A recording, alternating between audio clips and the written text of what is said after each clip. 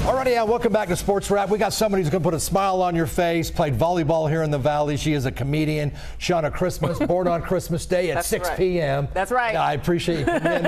I mean, it's always fun to talk to comedians. I always have to ask, Shanna, how in the world, what kind of got you into comedy? Were you back in high school making people laugh and you thought, hey, maybe I can do this? Mostly getting in trouble, yes. The comedy was like, you need to focus. You're wasting your potential. I got a lot of those conversations. Oh, that? Yeah. Class clown? Did you get a few of those? My mom was not happy about that either. Yeah. I was like, but Jim Carrey just made $10 million.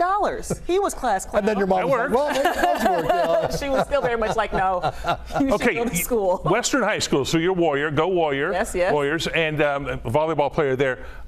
What do you think of the thrill here in town? They're playing out in Henderson. I went to a game, and it's strange because, like, we didn't have any kind of pro sports when I grew up. So to see all these teams here is, like, really exciting. But I was watching a thrill game recently, and I was like, thinking I could maybe play. Oh, go. And that's the problem. Because I think that I'm like, you know what? I can do that. Yeah, my seat was close enough to the court where I was like, ooh, wait, just let me get in there one time, coach. I promise I'm going to do something great. Just put me in. Yeah. You know, you mentioned you graduated from Western High School back in the day. You've seen this valley grow, just like all of us have. It's crazy what's going on here in Las Vegas. Every 3 months there's something new. And I don't know if I like that. Because people ask what's going on. I'm like, I don't know.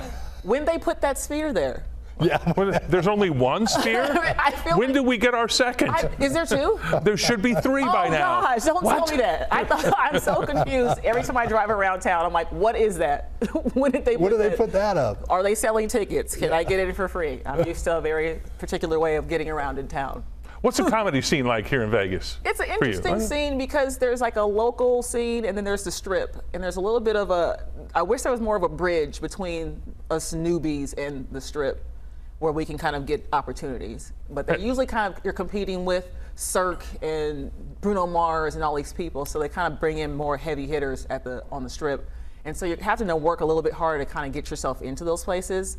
So it is a little bit harder to kind of get your reps in here too, so there's not a lot of stage time. So you do have to kind of work on maybe getting your own show and doing the mics and hitting the road, usually is how you kind of get better. What did you do to kind of lead you to where you are now? What, healthcare? Were you involved in healthcare? I still work in the day job. Healthcare. I am an occupational therapy assistant. I work at a nursing home. I've been traveling doing that work for 10 years. So all over the country, I get to do comedy and do my day job. So my mom is very happy I'm not living in my car. Is it difficult to get material? How do you come up with material and do you have to work in a mirror? Or how do you, when you have an idea, how does it come from the idea to fruition to the audience? My comedy is usually in conversation. Like I'll be saying something, ooh, that's funny, and I'll put it in my phone. And then I do it on stage, and I kind of flesh it out on stage. And if it keeps working, then I put it in like a permanent thing. So I kind of work, I don't like sit down and write stuff down. I kind of think of something funny, and then I try it, and then I go back to the phone, back to stage, back and forth like that. So that's awesome. Your staff of writers helps put everything together at some point. I can afford so many writers. All the drink tickets and pizza I get paid in to do comedy. That's it. I talked to J.J. Walker, Jimmy Walker, out at the Aviators game on Friday night. He says you need the blessing of the Pope here in town. To perform? The Pope to be able to perform. Oh, goodness. And he was the Steve Sciarippa, who was the guy who was The Sopranos. Okay. That at some point you got to go through him to be able that he canonizes everything and is he here? Blesses it all. He's not in the building here. I do know Steve. We'll get you in touch with him at some point. Steve, hook me up. But you do have a special. Before we close the program, let's talk about this real quick. My comedy special, Highly Intelligent, is premiering on YouTube on Tuesday. It's my very first one. It is a labor of love. It is highs and lows and humor and all the hard things, and I'm excited for people to see it. What's your first joke out on stage? 20 seconds. It's about working at a nursing home. Okay. Okay, that's a setup. Being the last black person on racist seat before they die. All right.